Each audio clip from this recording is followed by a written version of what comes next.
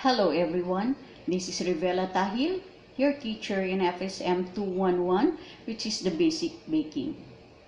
Now, I'm gonna teach you on how to prepare a buko pie. But before we proceed to an overall package, what I'm gonna show you first is, of course, how to make the crust, okay? Because you could never consider it as a pie, okay, if there is no crust. It's either it's a single crusted pie or a double crusted pie. When you're gonna say single crusted pie, it means that the crust is only at the bottom of the pie. But if it is a double crusted pie, automatically it means that it is being crusted at the bottom and at the same time it is being covered with another crust. Okay. What I'm going to show you now is a small size of a pie only. Okay, this size is a regular size of a pie. Okay, this is for a regular size of a pie, in which this has 9 inches in diameter, while this one is the small one, which has only 176 by 128 by 17 mm. Okay, this is much smaller than the regular size. Look at the size and the thickness itself. Okay, look at that. Okay, these small pies is what we so-called a petit four. Okay, what is petit four? This is a French term wherein petit means small and four means oven. Okay, how do you spell the 4? So it's just the same as the number 4, F-O-U-R. And the petit is a P-E-T-I-T. Petit means small. Okay? So petit 4 means small oven. Okay?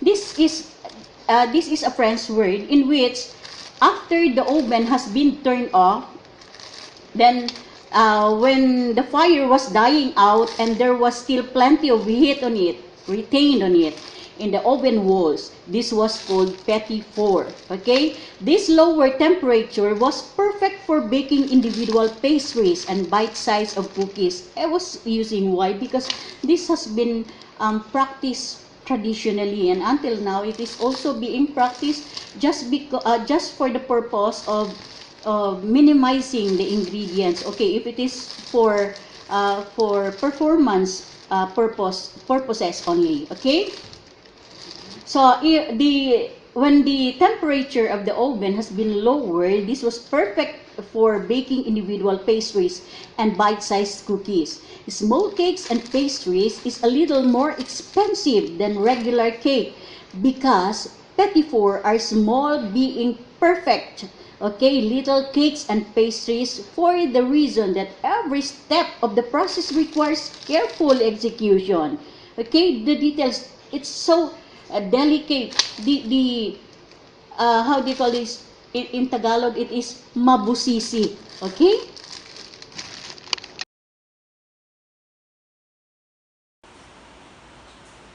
Here are the different ingredients for the crust. The all-purpose flour, third glass flour, refined sugar, shortening or vegetable shortening, salt, and cold water. You might be asking why there are 2 types of flour that is being used for a crust, the all-purpose flour and the third glass flour. What is all-purpose flour? All-purpose flour could be replaced for any types of flour that is being asked by the recipe, like first class flour, if the recipe is gonna ask for all-purpose flour, or third class flour, or cake flour, this could be replaced on that. This will be an alternative, possibly an alternative for those types of flour. Okay, but then, okay, why is it not only a third class flour? Since I was telling you that this is a what we so-called pastry, since this product or the product that we're gonna prepare for this belongs to a pastry. Okay, why? Because you know, all-purpose flour is used because this produces tender and flaky products, while pastry flour which has a low protein content and it produces more tender pastry. Pastry flour, lesser fat should be used, while if you are going to use all-purpose flour purely, most likely you will be in need of 1:1 proportion, meaning 1 cup of shortening or butter for every cup also of all-purpose flour. That is why it should be blended. So I used to blend the two, but I see to it that the third class flour has higher in proportion or higher in the amount than the all-purpose flour. That is why what we're gonna use here for the third class flour is 3/4 cups, while for the all-purpose it has only 1/4 cup to make it 1 cup. But since what I'm going to show you now is a buko pie, and buko pie needs to have a double crust, okay? It is a double crusted pie. It has a crust at the bottom of the pie itself, and it should have a cover on it. That is why what I'm going to do now is to double the recipe for the crust, okay? 1 for the bottom and 1 for the cover. Okay, by the way, these all dry ingredients were not been sifted yet because accordingly we have to measure first before we sift it, okay? Because if we're gonna sift it before measuring, so there is already the air that has been incorporated through sifting, so most likely there will be an inaccurate of measurement, okay? So the proper way of measuring the dry ingredients is this way, okay? You have just simply put it down on the surface where it has where the flour has been placed, okay? Then scoop it down or scoop it in there on the measuring cup, the flour. This is a third class flour, okay? Then when it is heaped, okay, so level it off, okay? The time to level off when the flour has been heaped already, okay, with the use of this spatula. Then put it directly to the sieve or the strainer. This is 1/2. We have to double the recipe since the crust is a double crusted pie, or I mean the pie is a double crusted, so we have to double this.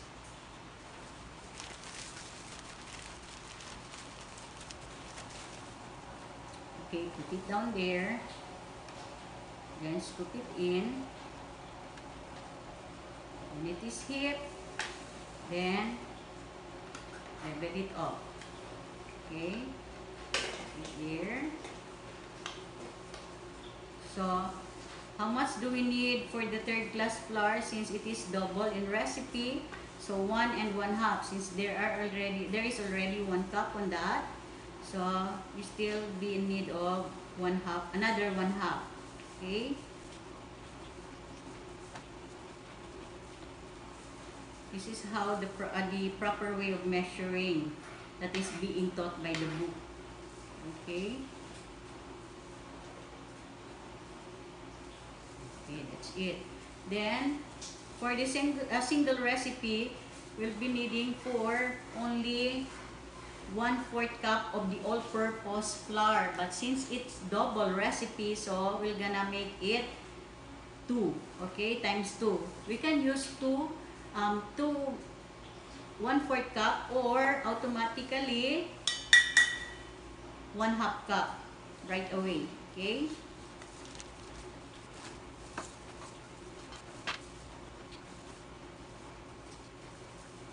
Okay, that's it.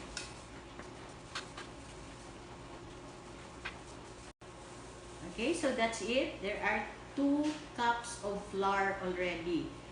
1 and 1/2 cup for the third class flour. This is for the double crusted, okay? One that has a cover on top of it, okay? So 1.5 cup of a third class flour and 1/2 cup of all-purpose flour. Then start shifting it, start stirring it.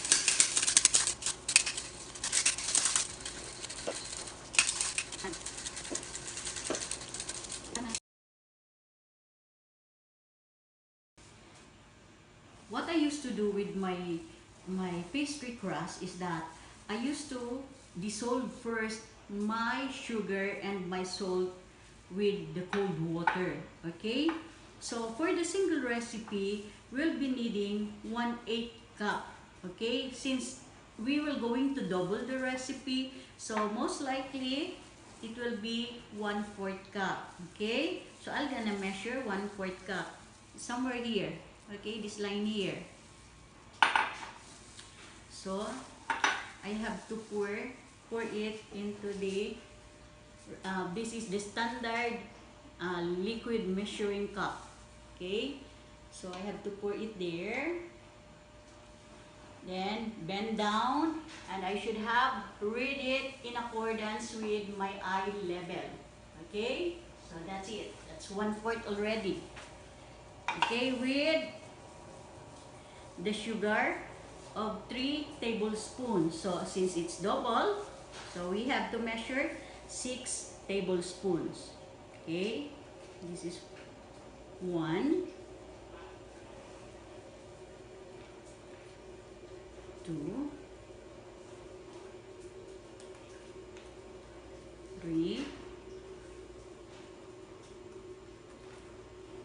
4, 5, and 6. Okay, then dissolve it thoroughly. Okay, then we'll add the salt.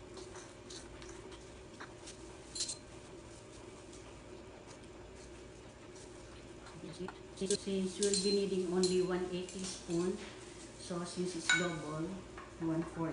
Okay, make it sure that the sugar and the salt has been dissolved thoroughly. Okay, check that there will be no more granules appeared. Okay, as you will be touching it, so there will be no granules anymore. Okay, so making sure that it has been dissolved very well or thoroughly. Then what I used to do with this, after dissolving my sugar and my salt, I used to put it back, or I used to put it in the chiller, okay, to keep it so cold. Okay, what's the purpose of using a cold water? Okay, it helps in making your crust crispy and flaky. Okay,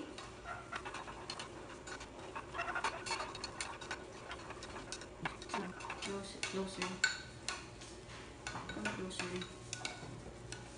Okay, as you can see, there's no more sugar appears there at the bottom. Okay, as you will touch it, so purely liquid already. Okay, so let us put this inside the chiller or the freezer. And now we're ready to measure our vegetable shortening. So our recipe, the basic recipe needs to have, for a petit four only, okay, needs to have 3 tablespoons of vegetable shortening. But since it's double, so we have to make it, instead of 3, 6. Okay, so how to measure it properly? So you can spoon it, or you can scoop it there, but basically there will be a tendency for the back of the measuring spoon to get messy. So the best way is to spoon it there or scrape it there, then press it. Okay, make it compact, press it that way. Okay, because this is a semi-solid ingredient like a butter or margarine. Okay, so that's it. This is 1. Okay,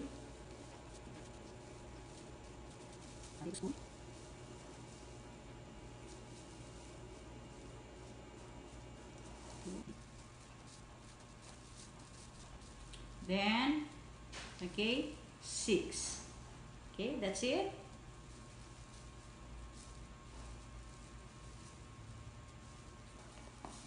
Okay, so next we will do is to cut in the shortening towards the flour. You have to cut it where you can find the lard, okay? Do not just keep on cutting it with no lard at all, okay? Because the purpose of cutting is to distribute the lard towards the flour, okay, thoroughly. Okay? Then you will be when to stop cutting it until such time that there will be no more lard that you can find because it has been thoroughly blended with the flour itself. Okay? So, okay, this is how to cut it in. Come on. Come closer, please. Okay, you have to rub the supposedly two spatula, or you can even use two knives, okay, by just simply rubbing each other where you can find the as soon as you can find the lard, so you have to cut it there. And if you do not have two knives or two spatulas, you can use even the handle of the spoons or the fork for as long as it is clean. Okay, this is how to cut it. This is the very traditional way. Okay, this is being taught by the book. This has been the practice of ours when I was still studying in college. Okay, in my BS Food Technology. Okay. But you know, the one that I was telling you, the speedway method for you to be able to produce a large production, okay, or a bigger production, because this is so laborious and so it will take time for you to be able to finish such execution of mixing this one this way. Okay, then afterwards when you're gonna find it very fine, okay, there will be no more lard that has been separated from the flour itself. So that is the time wherein you can sprinkle your prepared liquid with the sugar and the salt. Okay, but what I'm gonna show you now is the this one. Okay, what is being taught by the book. Okay, this is the proper way of cutting in the lard towards the flour. Okay, but the speedway method that I was telling you, okay, is this one. You have to use your fingertips only. You can mix it with the use of your fingertips. Huwag lalamutakin, but you have to mix it with the fingertips this way. This will do. Okay. This is the speedway method. Okay, and not that laborious, same as how we did it a while ago, or how I did it a while ago. Cutting it with the two knives or two spatulas. Okay. I do hope you have learned something here. Okay? So you will no longer find it hard in preparing your performance task or doing your performance task, because everything has been shown to you already how is it being prepared properly. Okay? You can do this way by no rubbing any more of the two spatulas or two knives or the two handles of the fork or spoon even. Okay,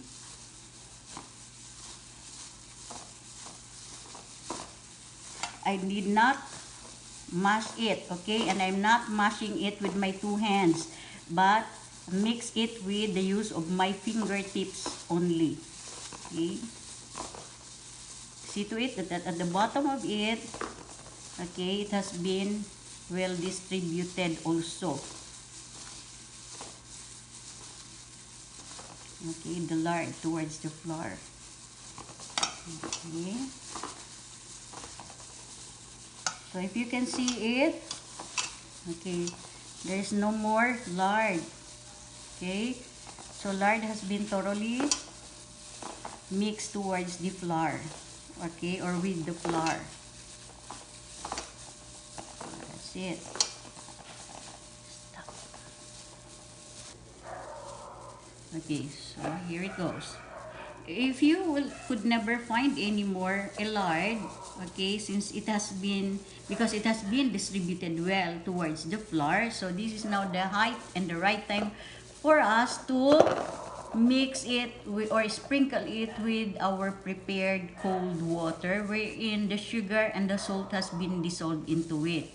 But I ought to teach you first on how the book is teaching us, okay, how the book says, because basically traditionally, okay, this mixture should be divided into 4 equal parts. Ito yung tinuro ng libro, okay, and we've been practicing this when I was still studying in college, okay.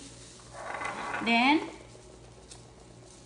you have to sprinkle the liquid also should be divided into 4 equal parts, same as the flour, okay. Then sprinkle the water, the 1/4 of the water over the 1 part of the flour, okay. That's it. Then you have to toss it, okay, as it resembles like a piece like or a lump particle. You have to take it off from there and separate it, put it in another container, okay. So that's it, okay. So ito yung tinuturo ng libro, okay, yung basic recipe, okay. If you find like this, okay, you have to take this off and transfer it to the container or other container, okay, as everything will be consumed. But what I'm gonna show you right now also is the speedway method, okay, para mabilis. We're gonna have a more production. You can produce a lot more of your product following the speedway method, okay. So all you're gonna do with this is to sprinkle all the water, pour the water over the flour mixture, okay. That's it.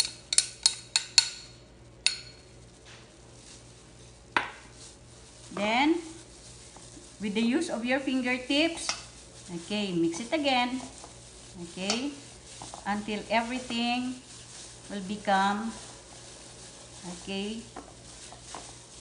will get together compact, okay, and you can form it a ball or into a ball.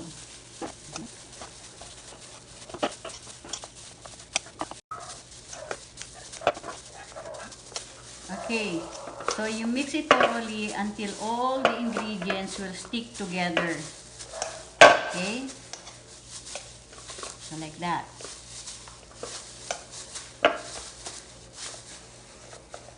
Okay,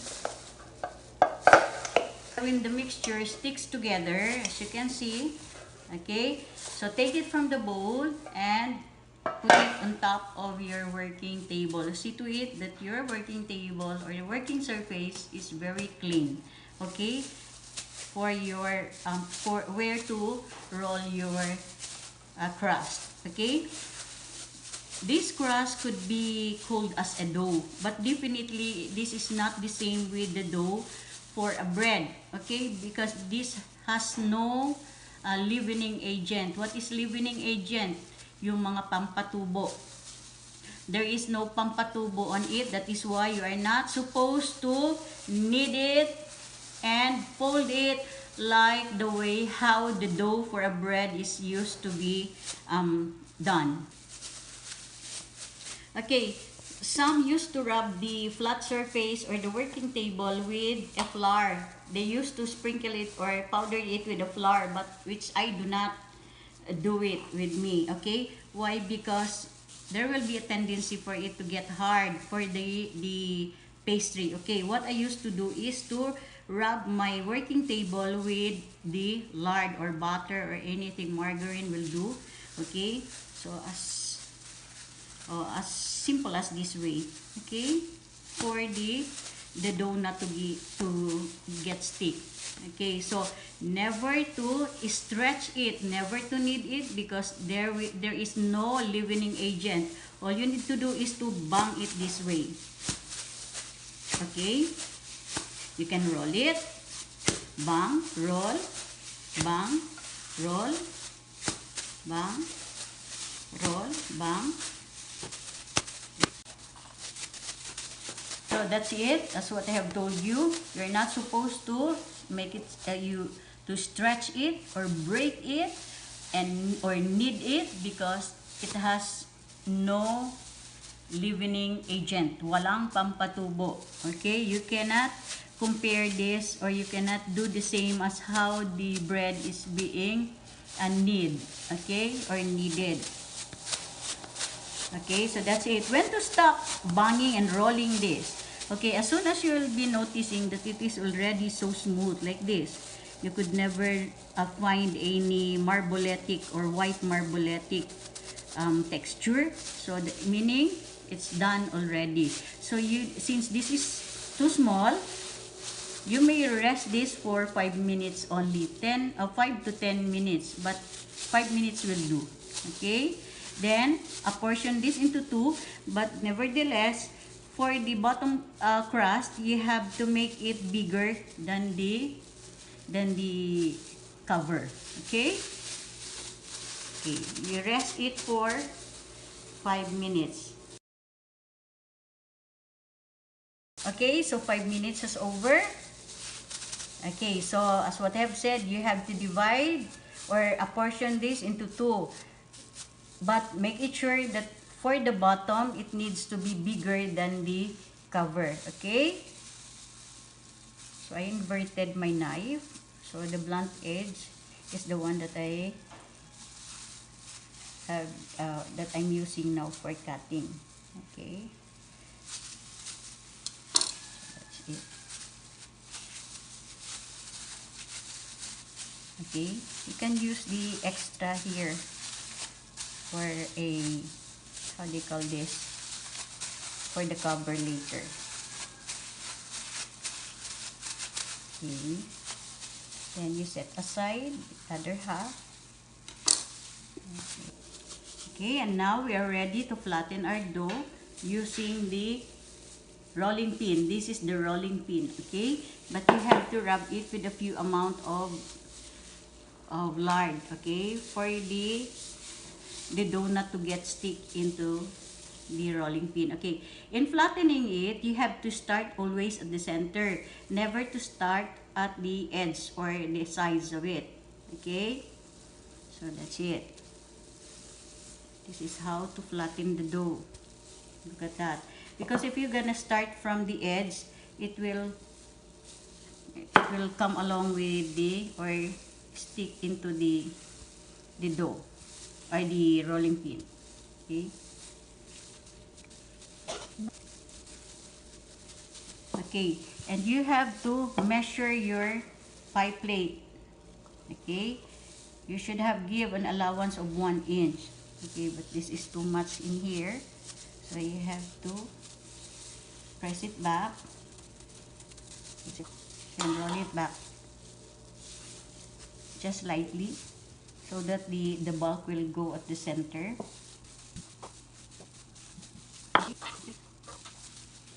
Okay, so how you gonna get off or take off this one or the dough is to roll it from the edge. Okay, roll it down there and spread it over your prepared baking or the pie plate. Okay, then fit it. Okay, there.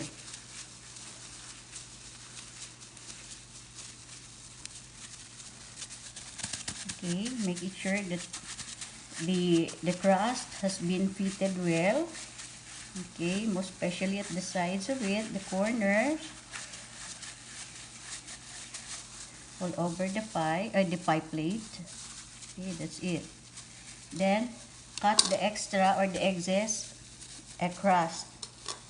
Okay, so by just simply using the the blunt edge of your knife, or you can even use the spatula. Okay, so how to do it this way. Okay, that's it.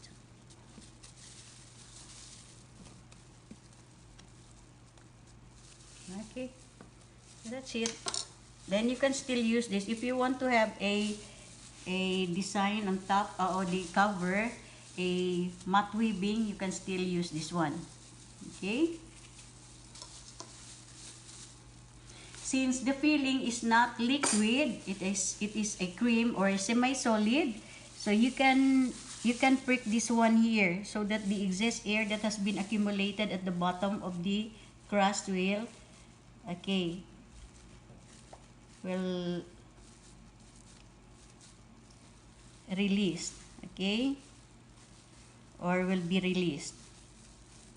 Okay, that's it. Okay, as what I have told you, once it has been flattened, you could never release, you could never form this again into a ball, then flatten it again, because there will be a tendency for the crust to get tough. Okay, so what you're gonna do with this, since we're going to have a matte weaving design for the cover, so just get off the irregular design or an irregular shape at the side of it. Okay, that's it. I'm using the blunt edge of my knife, okay? As you can see it, this is the sharp one and the blunt, yung hindi matalim. Yun ang ginamit ko.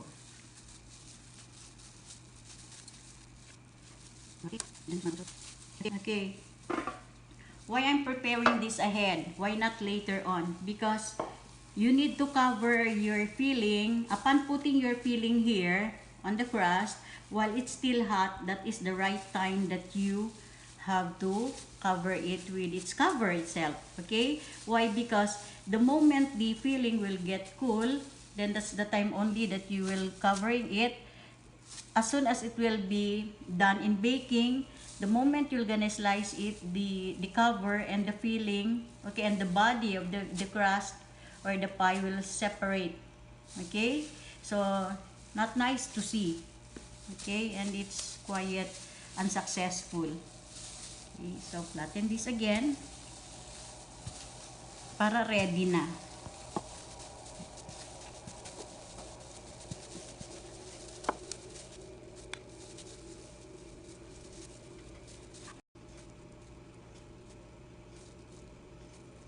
Okay.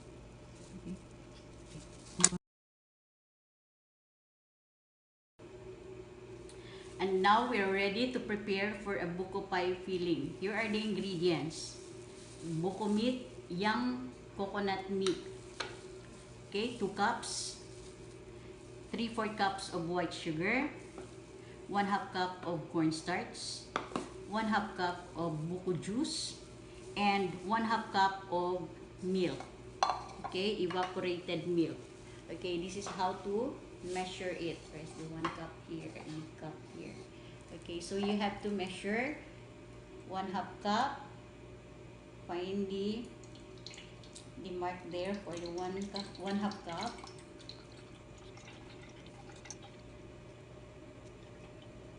And read the scale according to your eye level. Okay? I'm gonna check it.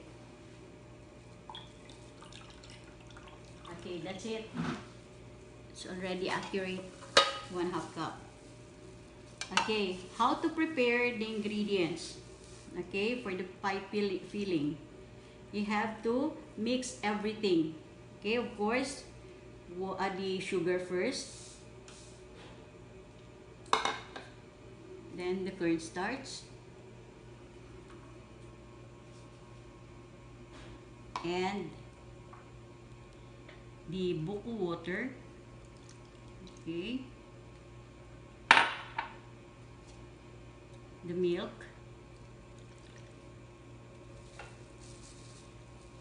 Then stir it thoroughly until it dissolves. Okay. With no fire yet. Okay. Or with no flame yet. Okay. Make sure that all the dry ingredients has been dissolved thoroughly towards the liquid. which is the water and the buko juice.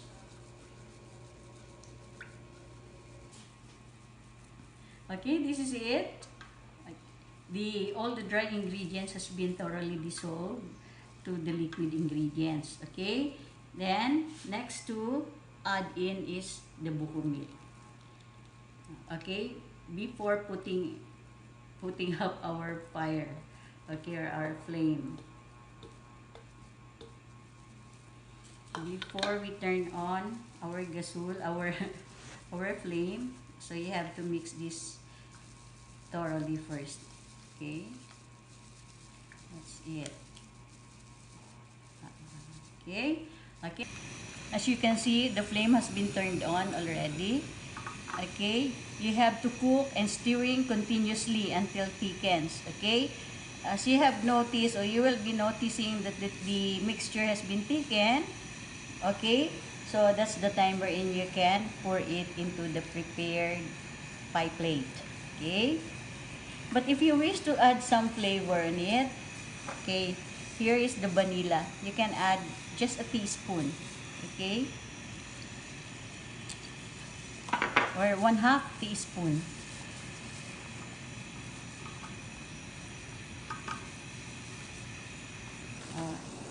As you can notice it, or if you have noticed, okay, the mixture has started to thicken already.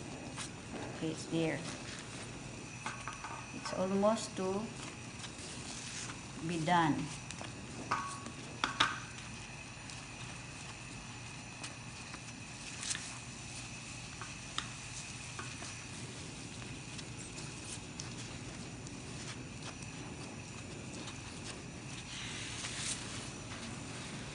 Okay.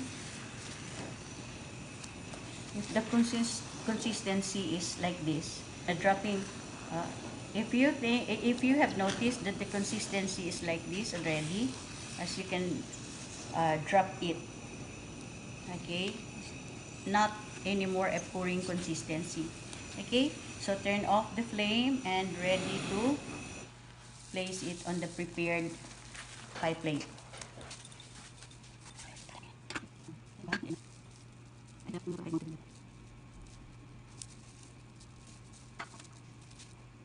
Okay, nice because the filling is so mounted.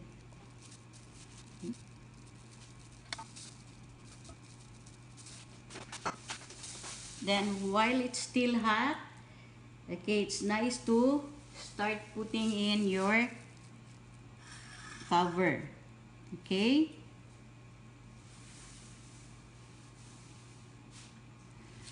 Okay, for a mat weaving, you always have to start at the center.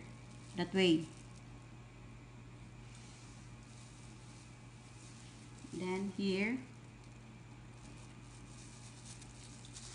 Okay. Then flip up the other one.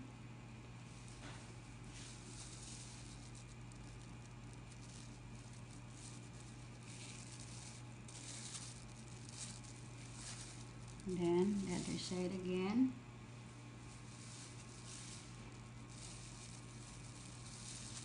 Okay, put it back. Then this one here, which has been overlapped with another strips. Oh, look at that. You flip that up. Okay, put another strip. Then put it back again. Then this one here, which has been overlapped also with the long strip. Okay, flip it up. Then put another strip on it. Okay, return it back. Then go to the other side. Okay, so same procedure.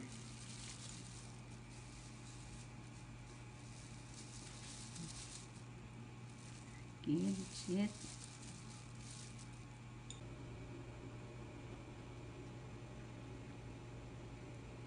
Okay, if you happen to have lacking of strips already, so what you're gonna do is you can cut the extra strips here and you can simply connect it this way. Okay, I'm gonna show you the technique, so just do it that way. Okay, then get some more from another extra strips. Okay, then connect it. As simple as that. Okay. Anyway, those where you can see the connection, or where it has been connected, could be covered with another strips. Okay, as you can see it there. There it goes. Okay. Then some more, because there is still lacking of strips here. You can cut there. Okay. Flip it up again.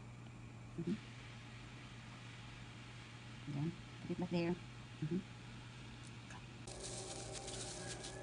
Okay, after covering it all over with the strips, okay, make it sure that the edge of the mat weaving will be stick together into the bottom crust. Okay, this one here, you have to seal it together. Okay, seal.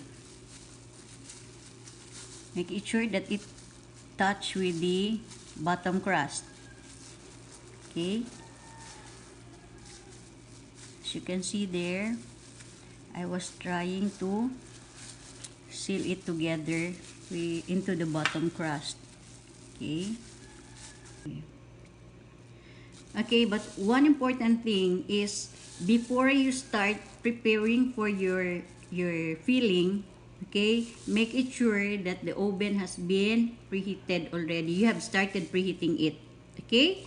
So our oven has been preheated already while we were preparing, or before we start preparing for the filling. Okay? So it's waiting for us to put our mixture there.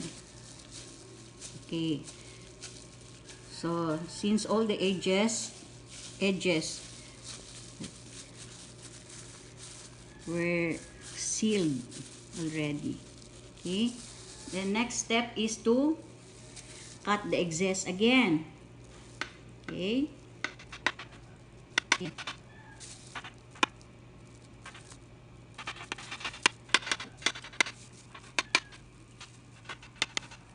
Okay.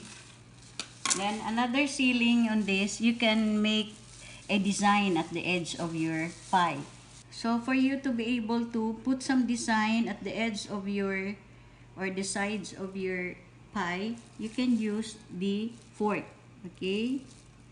This is what we call a fork design. Okay?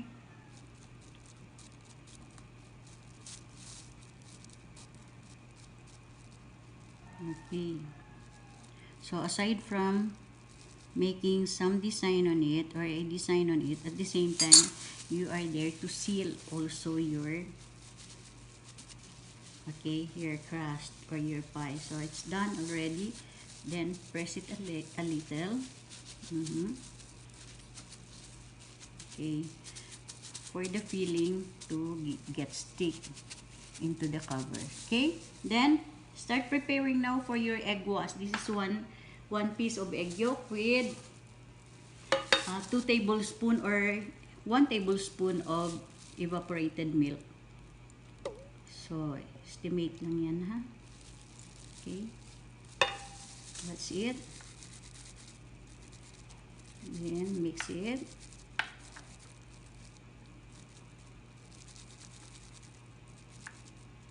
Okay, then brush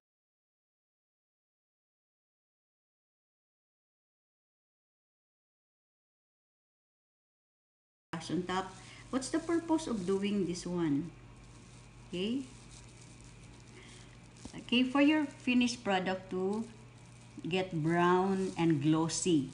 Okay, so by just simply looking at it, so it's already mouth-watering. It's so yummy to look at. Upon seeing that it has a brown and glossy finish. Okay. So your oven, since our oven here is small one, okay, it's just a small, how do you call that kind? A small oven that has only a maximum of 250 degrees Fahrenheit. So that is, since that is the maximum already, but I need to lower the temperature for this not to get scorched or burn. Okay, but after, because you have to bake this for 25 minutes, okay, 20 to 25 minutes for 300 degrees Fahrenheit. But then after 25 minutes, if you will be seeing it undone, you can continue or extend the time, okay, for baking until such time that your product is already done. Okay, it's ready to put this inside the oven. Make it sure that this would be placed at the center of the oven rack. Okay, there it goes.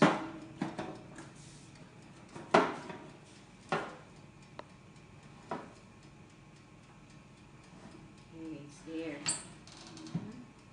For 25 minutes.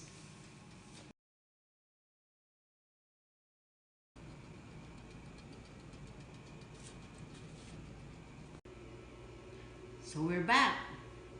I'm gonna show you now the finished product. Okay, so look at that. It's so nice and so yummy to look at. Okay, so before we slice this, we have to unmold it here from the pie plate. Okay, we're gonna transfer it here.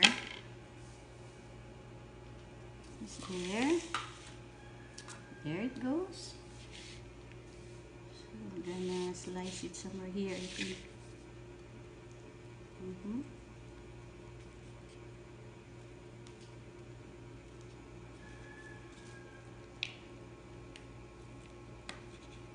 So hot yet, that's why it's so soft. But I want to taste it already, that is why.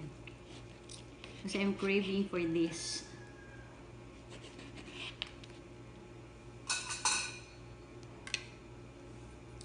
Okay.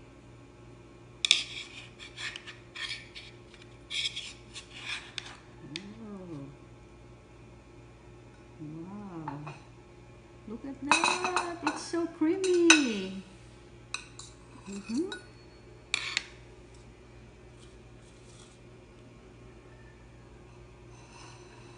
So creamy. Look at that.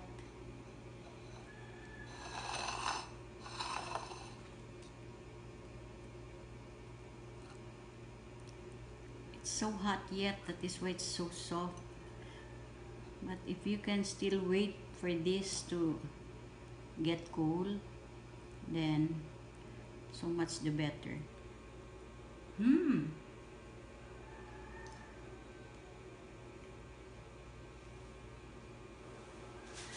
I do hope, guys, you could follow what I have been showing you, I mean.